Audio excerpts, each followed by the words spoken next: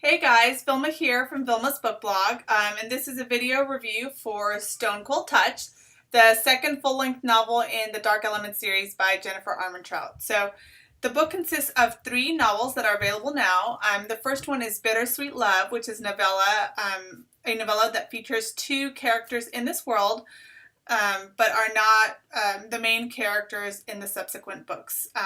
You don't have to read it before you start White Hot Kiss, but I recommend that you do because it's short and it's great, and it's the characters do appear later on. So anyway, so you have Bittersweet Love, which is a novella, and then you have White Hot Kiss, and then you have Stone Cold Touch, and then the last book is Every Last Breath.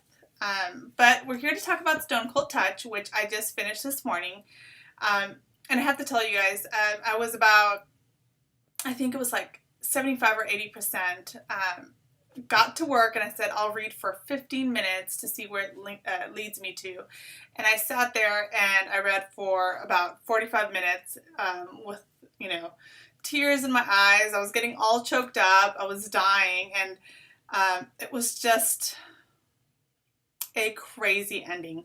I sent Jennifer Armentrout a message asking, like, is my copy defective? Does it end here? Because I need more. I need more right now, or send me the rest of it, because it just ends in a way that, once again, just like in White Hot Kiss, and y'all thought that was a cliffhanger, you desperately want the next book. But it was a wonderful book. I absolutely loved it.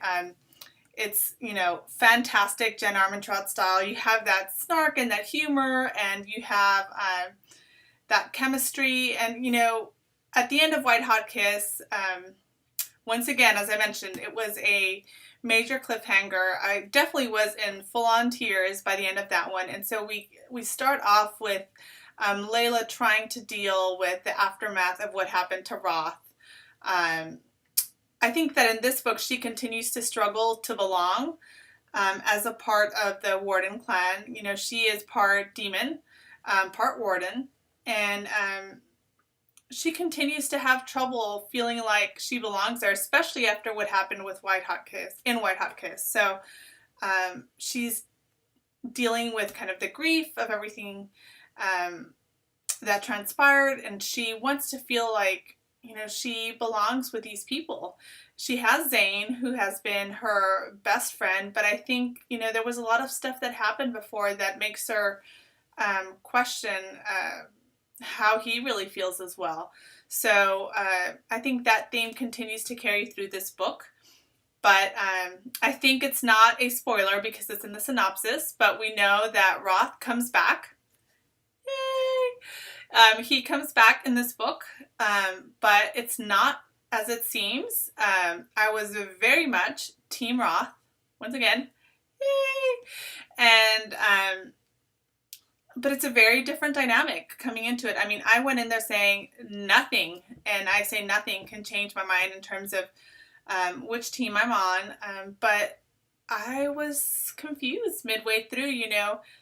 Zane really works it in this novel, and he is finally able to be honest with Layla about how he feels. So you have this kind of, gut-wrenching love triangle, and, frankly, I just wanted her to have both of the guys. They were great. But as I mentioned, Roth comes back in a kind of different, with a different attitude, with a different capacity. So she struggles to kind of process her feelings in terms of how she feels for Zane, now that he's been honest about how he feels for her, and how she feels towards Roth and kind of the new way that he is acting, because he comes back not in the, epic, I love you forever kind of way. So, and of course, trouble is awry. There's things that are happening that they need to figure out. What happens at the end of White Hot Kiss that sends Roth to the pits of hell, unleashes some other things. And so she and Roth and Zane work to figure out what it is that's truly happening. And that dynamic of the 3 of them is really funny to read. So anyway, it's a great book. I absolutely loved it, even though I kind of hated her, Jennifer Armentrout, at the very end because I really want the next book. But it's fun. I mean, it's exciting. It's sexy. It's suspenseful. It's gut-wrenching. It's emotional. I mean, it's everything that you would expect out of a Jennifer Armentrout brand of paranormal. And it's a wonderful read. So I highly recommend it. You know, as always, it's one of my favorite reads of the year. I mean, I really devour all of her books, particularly the paranormal ones. So I highly recommend you grab this baby when it comes out on October 21st. So go get it. Team Roth!